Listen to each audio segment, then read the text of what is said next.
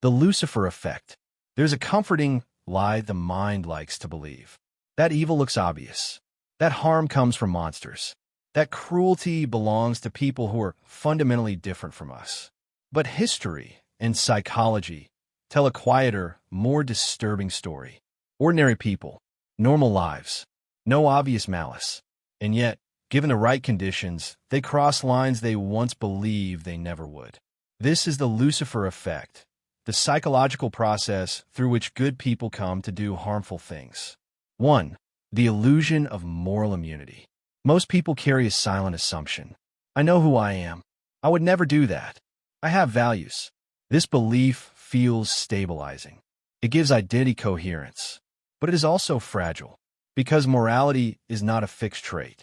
It is a behavior shaped by context, pressure, and power.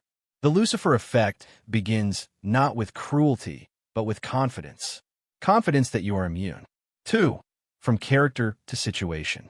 The Lucifer Effect challenges one of our deepest intuitions, that actions reflect character. In reality, actions often reflect situations. Environments create incentives. Systems reward compliance. Roles redefine responsibility. When context shifts, behavior follows. Not because people lose their values, but because those values are slowly overridden. 3. How roles rewrite identity. One of the most powerful drivers of the Lucifer Effect is role adoption. A role comes with expectations, authority, permission. Uniforms signal power. Titles imply legitimacy. Positions redefine what feels acceptable. When someone steps into a role, they don't just perform tasks, they internalize identity. And identity reshapes morality. 4. De-individuation, when the self fades. Another mechanism at the core of the Lucifer Effect is de-individuation. This happens when people lose a sense of personal identity and become absorbed into a group or system. Anonymity increases. Accountability decreases. I'm just part of the process. I'm following protocol. I'm not acting alone. The self dissolves. The system acts. 5. Gradual escalation, not sudden evil. Harm rarely begins at extremes. It begins small, a rule bent, a boundary tested, a joke that goes too far, a decision justified just this once. Each step feels minor, but each step normalizes the next. The Lucifer Effect thrives on gradual escalation. By the time behavior becomes unrecognizable, it feels routine. 6. Moral disengagement. To act against one's values, the mind must first soften them. This is done through moral disengagement. Language changes. Enforcing replaces hurting. Procedure replaces choice. Necessary replaces harmful. Responsibility shifts upward to authority, outward to the system, away from the self. The conscience is not silenced. It is reframed. 7. Power without accountability.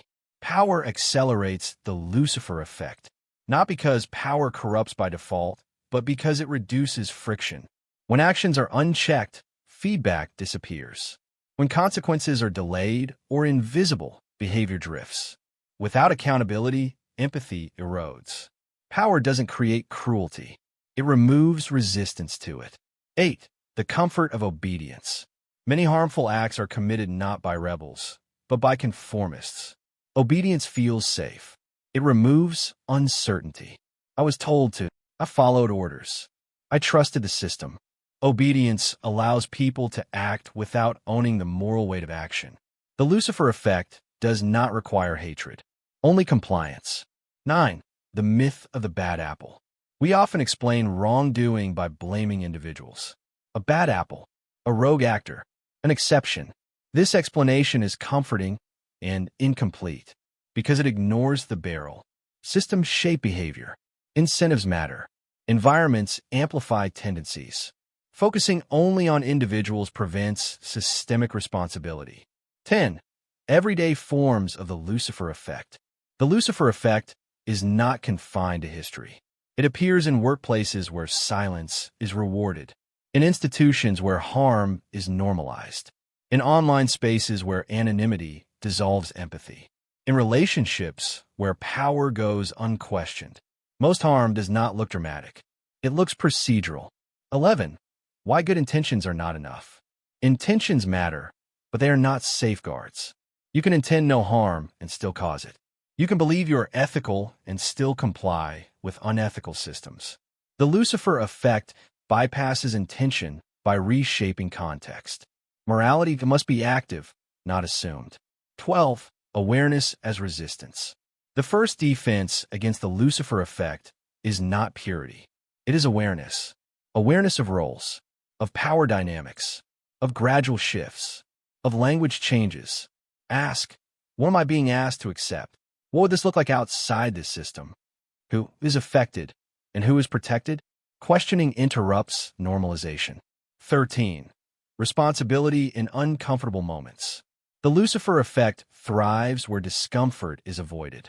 Resistance often feels awkward, socially risky, professionally costly, but ethics rarely feel convenient. Responsibility lives in moments where compliance would be easier. 14. Choosing humanity over role. To resist the Lucifer effect is to reclaim individuality. To remember, you are not just a role, not just a function, not just a position. You're a moral agent. No system can absolve that. 15. The courage to pause. Most harmful systems rely on momentum. Deadlines, processes, urgency. Pausing feels disruptive, but pause creates space for reflection, for choice, for conscience. Even small pauses matter. 16. The fragility of goodness. The Lucifer effect does not mean people are evil. It means goodness is fragile. It must be reinforced, protected, practiced. Ethics is not who you are. It is what you do when pressure is applied. 17. Responsibility beyond intent. Ethiax does not ask you to distrust yourself. It asks you to examine conditions. Responsibility is not about guilt. It is about vigilance, about noticing when systems pull behavior away from values. 18. A hard question. If placed in the same conditions, with the same pressures, the same authority, the same incentives, what would you do? The Lucifer effect is unsettling because it implicates everyone. 19. Reclaiming moral agency.